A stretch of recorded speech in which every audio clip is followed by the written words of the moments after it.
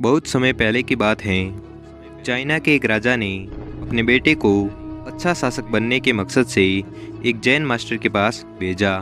Jain master ने कुछ दिन अपने साथ रखने के बाद युवराज को 1 साल के लिए जंगल में अकेले रहने के लिए भेज दिया।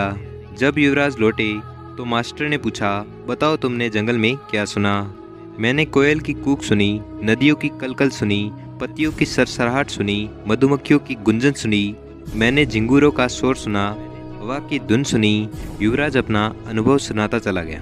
जब युवराज ने अपनी बात पूरी कर ली तब मास्टर बोले, अच्छा है, अब तुम एक बार फिर जंगल जाओ और जब तक तुम्हें कुछ नई आवाज़ें ना सुनाई दे तब तक मत लौटना। 1 साल जंगल में बिताने के बाद युवराज अपने राज्य को लौटना चाहते थे और मास्टर की बात को टाल भी नहीं सकता था, इसलिए वह बेमन ही जंगल की ओर बढ़ता चला। कई दिन गुजर गए पर युवराज को कोई नई आवाज़ नहीं सुनाई दी। वह परेशान हो उठा। उसने निश्चय किया कि अब वह हर आवाज़ को बड़े ध्यान से सुनेगा। फिर एक सुबह उसे अनजानी सी आवाज़ें हल्की हल्की सुनाई देने लगी। इस घटना के कुछ दिनों बाद वह जैन मास्टर के पास लौटा और बोला, पहले तो मुझे वही ध्वनियाँ सुनाई दी जो पहले देती थी, लेकिन एक दिन जब मैंने बहुत ध्यान से सुनना शुरू किया तो मुझे वो सुनाई देने लगा जो पहले कभी नहीं सुनाई दिया था।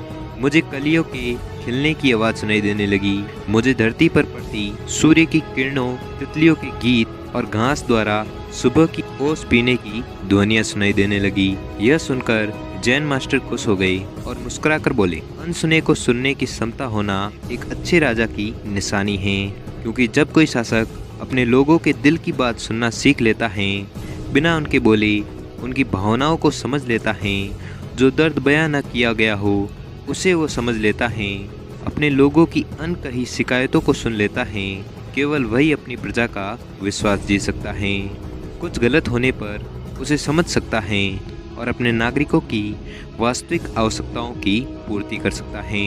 दोस्तों, अगर हमें अपनी फील्ड का लीडर बनना है तो हमें भी वो सुनना सीखना चाहिए जो नहीं कहा गया है, यानी हमें उस युवराज की तरह बिल्कुल अलर्ट होकर अपना काम करना चाहिए और अपने साथ काम करने वालों की ज़रूरतों और भावनाओं का ख्याल रखना चाहिए। तभी हम खुद को एक ट्रू लीडर की तरह स्थापित कर सकेंगे।